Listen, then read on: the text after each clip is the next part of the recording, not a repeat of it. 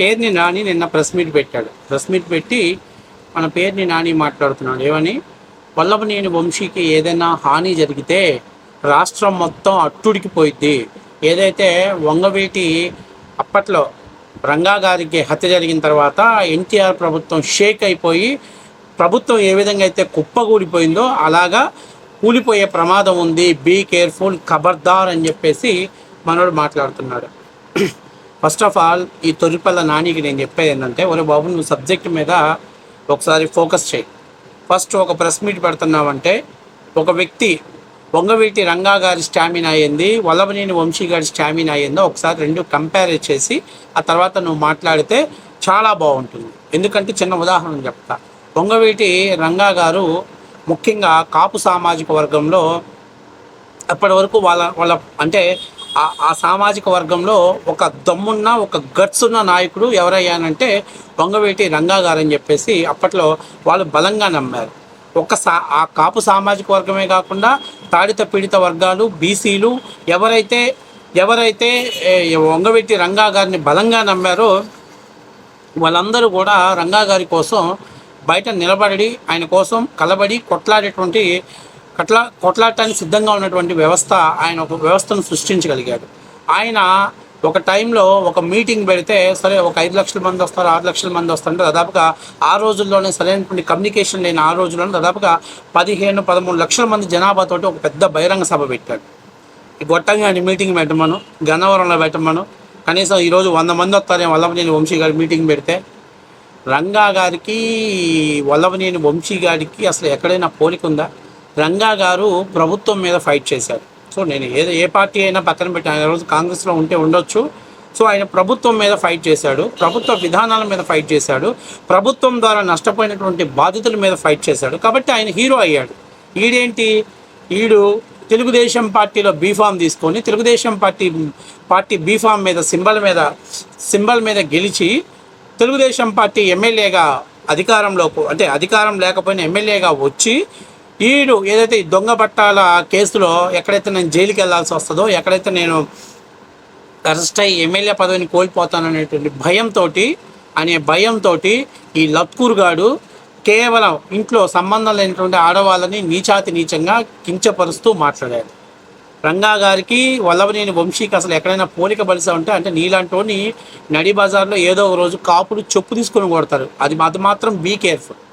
రంగా గారు పిలిస్తే కాపు సామాజిక వర్గం అంతా రోడ్డు మీదకి వస్తుంది. వల్లభనేని వంశీ పిలిస్తే కమ్మ సామాజిక వర్గం వాళ్ళు ఫూ అని మొహం మీద ఓస్తారు. ఉయ్యటంతో పాటు చెప్పు తెగేటట్టు కొడతారు. ఒకవేళ పిలిచి కమ్మ సామాజిక వర్గం వాళ్ళు రండి, నా వెనకాల నిలబడండి, నాకు అన్యాయం జరుగుతుంది అని చెప్పేసి మాట్లాడుతుంది. ఎందుకంటే అతను ఉద్యమం చేయలే, కేవలం తన ఆస్తుల్ని కాపాడుకోవటం కోసం, తన రాజకీయ భవిష్యత్తుని కాపాడుకోవటం కోసం, తన ఎమ్మెల్యే పదవిని కాపాడుకోవటం కోసం నీచ ధర్మాల్ని మర్చిపోయి ఏ పార్టీ అయితే బీఫామ్ ఇచ్చిందో, ఏ పార్టీ అయితే అతనికి రాజకీయ భవిష్యత్తు ఇచ్చిందో ఆ పార్టీకి వ్యవస్థాపకులైనటువంటి నందమూరి తారక రామారావు గారి కూతుర్ని, నారా చంద్రబాబు నాయుడు గారి అంటే తర్వాత పార్టీ అధ్యక్షుడిగా కొనసాగుతున్నటువంటి నారా చంద్రబాబు నాయుడు గారిని, అట్లాగే ప్రస్తుత జాతీయ ప్రధాన కార్యదర్శిగా ఉన్నటువంటి నారా లోకేష్ గారి యొక్క తల్లిని నీచంగా అవమానపరిచాడు. ఆమె లోకేష్ యొక్క పుట్టుక గురించి ఇలాంటి చెత్త వాగులు వాగారు. అసలు రంగా గారి క్యారెక్టర్కి ఈ లంగా గారి క్యారెక్టర్కి ఎంత తేడా ఉంటుందో తెలియదు అంటారా? ఆయన ప్రజల కోసం కొట్లాడాడు. ఏ పార్టీలో అయినా ఉండొచ్చు. ఒక బాధ్యాయుతమైనటువంటి వ్యక్తి, సీఎం క్యాండిడేట్గా కావాల్సినటువంటి వ్యక్తి.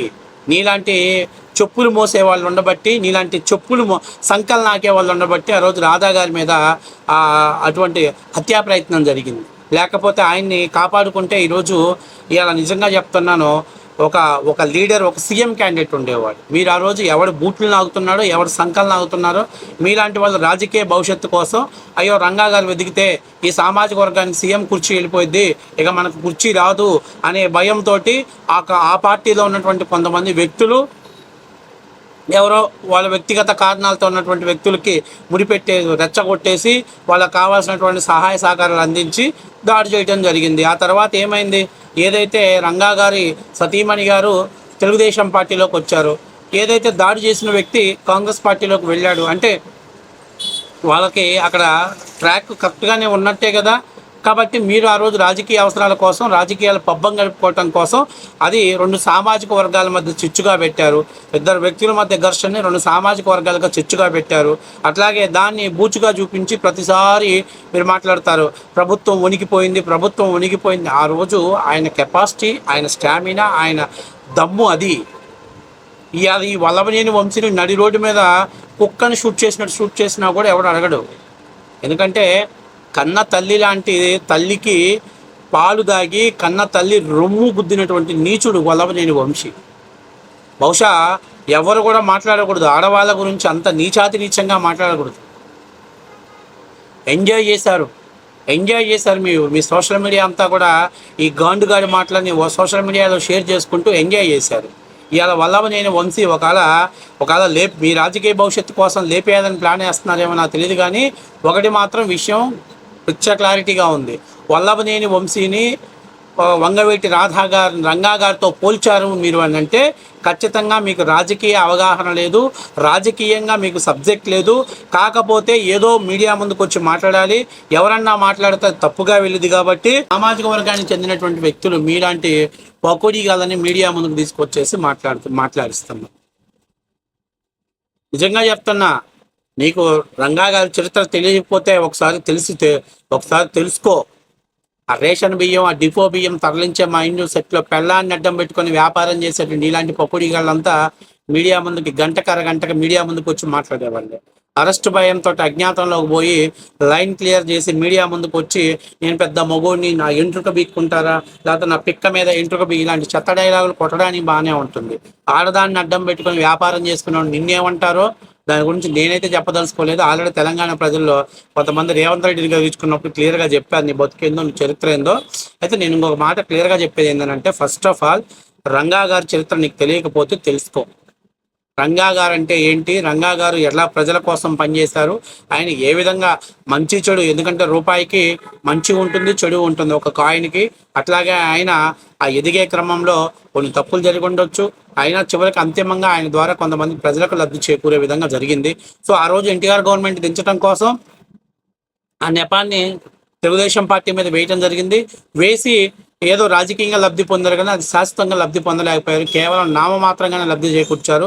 మీలాంటి వెధవులు ఇద్దరు సామాజిక వర్గం మీద కసిగా మార్చుదాన్ని కొన్ని వందల కోట్ల రూపాయల ఆస్తుల నష్టం విజయవాడలో కలిగించడంలో మీరు కీలక పాత్ర పోషించారు.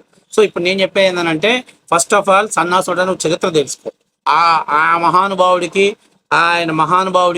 ఇట్లాంటి నీచుగాడికి ఇద్దరిని కూడా ముడిపెట్టేసి మీ సామాజిక వర్గం పరువును తీయమాక. నీకేదో జగన్మోహన్ రెడ్డి దగ్గర భజన చేస్తే ఏదో నీ భవిష్యత్తు ఉంటుంది అది ఇదని చెప్పేసి అంటున్నావేమో. నీకు ఏదైనా స్టార్టింగే కానీ తర్వాత ఎండింగ్ ఉండదు. ఎందుకంటే నేను స్టార్టింగ్ పనిచేసేటువంటిదే కానీ ఎండింగ్కి పనిచేసేటువంటి మిషన్ ఇది. కాబట్టి గతంలో 2 ఏళ్ళు మినిస్ట్రీ ఇచ్చాడు, తర్వాత పీకి పడేశాడు, తర్వాత నీకు ఎమ్మెల్యే టికెట్ కూడా ఇవ్వలేదు, తర్వాత ఎవడో నీ కొడుకుని ఒకరిని తీసుకొచ్చి పెట్టావు, టిక్ టాక్ స్టార్ని తీసుకొచ్చి పెట్టావు. సరే ఏదో ప్రచారం లెక్కన నేను క్యాండిడేట్కి ప్రచారం చేస్తానన్నావు, అయినా కూడా మచిలీపట్నంలో నేను దేకలా.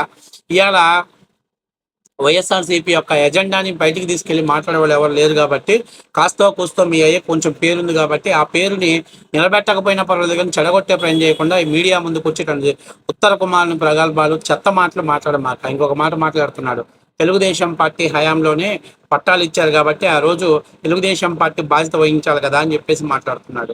తెలుగుదేశం పార్టీ ఎమ్మెల్యే తప్పు చేస్తే అది ఎమ్మెల్యే వ్యక్తిగత లైఫే కానీ అది మొత్తం పార్టీకి ఆపాదించరు. అట్లాగే ఎన్నికల నిబంధనలు వచ్చిన తర్వాత ఆయన ముఖ్యమంత్రిగా ఉన్న వాళ్ళైనా ఎవరైనా కానీ ఆయన రాజకీయాలకు అంటే ఎలక్షన్ నిబంధనలకు అనుగుణంగా ఆయన ఆపద్ధర్మ ముఖ్యమంత్రిగా కొనసాగుతారు. ఆ రోజు పట్టాలు తీసుకున్నటువంటి విషయాల్లో ఒకవేళ కానీ తెలుగుదేశం పార్టీ గెలిచి మీరు ఆ కారణంగా కానీ వల్లభనేని వంశీ గెలిచారని తెలిస్తే ఆ రోజు మీరు ఇంతకంటే భయంకరంగా ట్రోల్ చేసి దాని మీద కోర్టులకు వెళ్ళేవాళ్ళు. కానీ ఇవాళ మీరు చేయాల్సిన పని తెలుగుదేశం పార్టీ చేసిందని చెప్పి అక్కుస మీకు అంటే ఏ ఎండక గొడుగు పట్టడం, ఎప్పుడు ఏది అవసరమైతే అది మాట్లాడటం మీకు చేతనైన విషయం. కాబట్టి ఈ పేరునేని నాని లాంటి వాడికి అంటే పని లేని పేరునేని నాని గాడికి పేరుని నెయ్యి లాంటి వాడు ఎప్పుడు అవసరమైతే అప్పుడు కరిగి మీడియా ముందుకు వచ్చి మాట్లాడటం అంటే ఎండ తగలంటే కరిగేలాంటి మాటలు మాట్లాడుతుంటాడు. సబ్జెక్ట్ తక్కువ, నాలెడ్జ్ తక్కువ. ఎంతసేపు ఉన్నా రేషన్ బియ్యం కొట్టేద్దామా, ఆ డబ్బుల్ని ఎన్నికల ఖర్చులు ఎలా వాడుకోవాలి. గొప్పోడిరా బాబు, మీ పార్టీలో ఒకని మించిన వాడు ఒకడు, తాళిని ధన్యవాడు తలం ధన్యవాడు ఒకడు ఉన్నాడు అన్నట్టు. కాబట్టి వల్లభనేని వంశీ చరిత్ర ఏందో, వల్లభనేని వంశీ బతికేందో, వల్లభనేని వంశీ గన్నవరంలో గత 5 ఏళ్ళు ఎట్లాంటి నృత్యాపనలు చేశాడో అక్కడ ప్రజలందరికీ తెలుసు. ఆయన నియోజకవర్గానికి కూడా పనికిరాడు. కేవలం తెలుగుదేశం పార్టీ ఎజెండా మీద గెలిచాడు ఆయన. ఆ అజెండా తోటి గెలిచిన తర్వాత ఆయన ఆ పార్టీలో ఉంటే హీరో అయ్యేవాడు. పార్టీ మారి వ్యక్తిగతంగా స్వలాభం కోసం ఆత్మ వంచన చేసుకొని విమర్శలు చేసి వాళ్ళు జైలు పాలయ్యి ఏదైనా మీ రాజకీయ లబ్ధి కోసం వాడిని లేపేయాలే కానీ తెలుగుదేశం పార్టీ వాళ్ళు కానీ ఎవరు వాడిని టచ్ చేసే పరిస్థితి లేదు. మీకు ఏదైనా రాజకీయ మైలేజ్ కావాలి, ఎందుకంటే శవం తోటి మీకు అవినాభావ సంబంధం ఉంది. శవం కనపడితే జగన్మోహన్ రెడ్డి ఎక్కడున్నా కూడా వచ్చి వాలిపోయే సంస్కృతి ఉంది. కాబట్టి దానికోసం ఏమన్నా చేసి ఉండొచ్చు. కానీ ఆయన గన్నవరం నియోజకవర్గంలో కూడా ప్రభావం చూపినటువంటి ఒక జీరో డమ్మీ క్యాండిడేట్.